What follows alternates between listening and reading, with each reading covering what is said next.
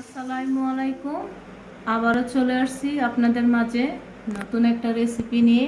আজকের রেসিপি হলো ব্রয়লার মুরগি ভুনা করব। ব্রয়লার মুরগিটা আমি ছোট ছোট করে টুকরো করে নিয়েছি। সেই ভুনাটা আপনারা পরোটা রুটি দিয়ে খুবই খেতে মজাদার।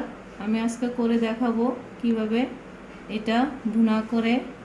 তাহলে শুরু করা যাক।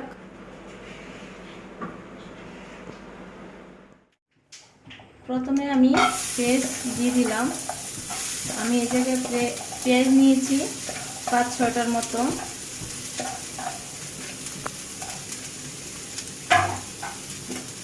তারপরে পরিমাণ মতো তেল দিয়ে দিলাম।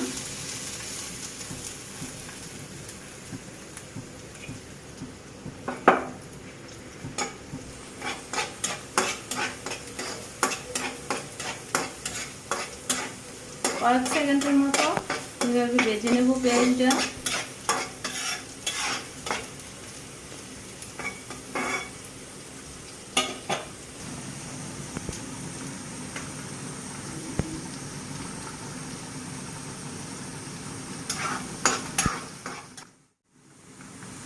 দুইটা তেজপাতা, লং, দারচিনি, এলাচ, মেথি আমি দিয়ে দিলাম।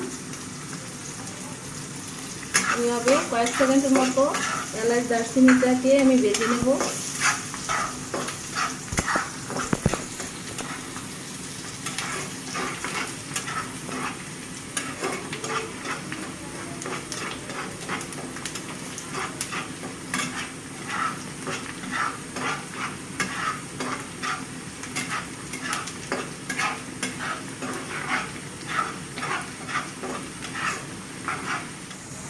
এক চামচ রসুন বাটা দিয়ে দিলাম, 1 চামচ আদা বাটা, 1 চামচ জিরা বাটা,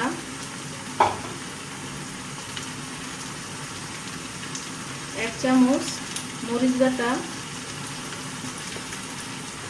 পরিমাণ মতো লবণ, হলুদ, ধনিয়া গুঁড়া আমি দিয়ে দিলাম।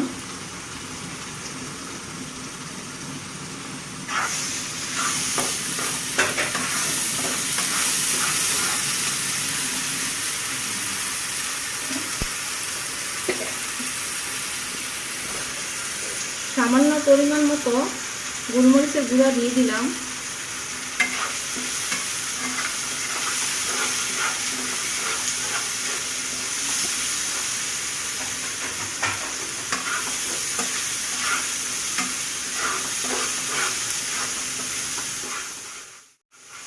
এইভাবে কয়েক সেকেন্ডের মতো মশলাটা আমি কষিয়ে নেব কম জালে।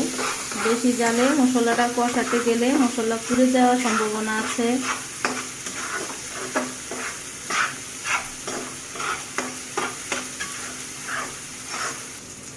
মশলা আমার কষানো হয়ে গেছে।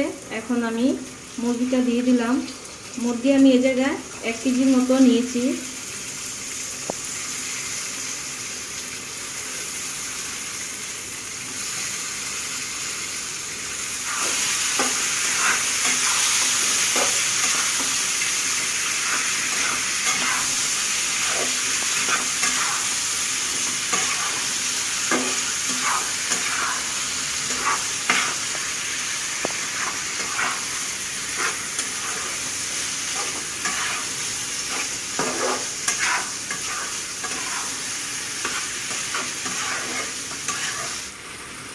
সামান্য পরিমাণ মতো 1 কাপের মতো পানি দিয়ে দিলাম। পানি আমি আর দেব না, এই পানিতে একবারে দিয়ে দিয়েছি। এই পানিতে আমার কষানো হয়ে যাবে।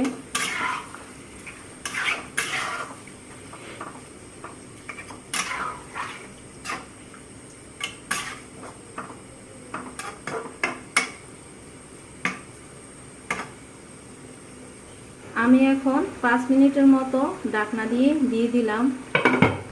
এর মাঝে আবার আমি এইভাবে একটু নেড়ে দেব, নাহলে নিচে দিয়ে লেগে যাবে। এই মাংসটা খেতে আপনার নর্মাল যে খিচুড়িটা রান্না করা হয় সেই খিচুড়ির সাথে খেতে খুবই মজাদার।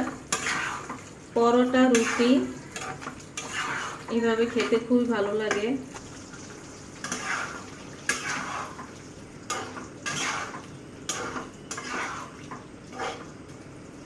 আপনারা যদি এইভাবে রান্না করতে চান তাহলে মুরগিটা একদম ছোট ছোট পিস করে রান্নাটা করবেন, দেখবেন খিচুড়ির সাথে খেতে খুবই মজা।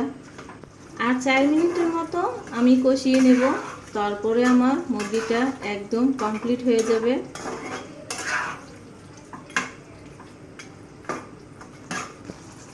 তিন মিনিটের জন্য আবার ডেকে দিলাম। এখন আমার 3 মিনিট হয়ে গিয়েছে।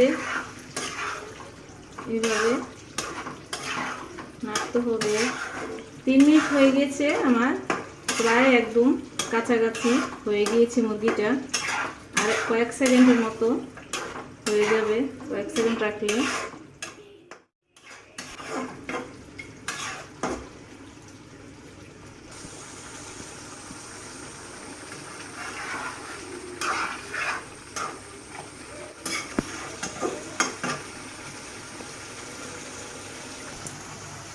হয়ে গেছে আজকের আমার এই ব্রয়লার মুরগির ভুনা। একদম ছোট ছোট পিস করে নিয়েছিলাম। আমার ভিডিওটার মাঝে থাকার জন্য আপনাদেরকে অনেক অনেক ধন্যবাদ। আপনারা সবাই ভালো থাকেন। আজকের মতো এই জায়গায় আমি বিদায় নিচ্ছি। আল্লাহ।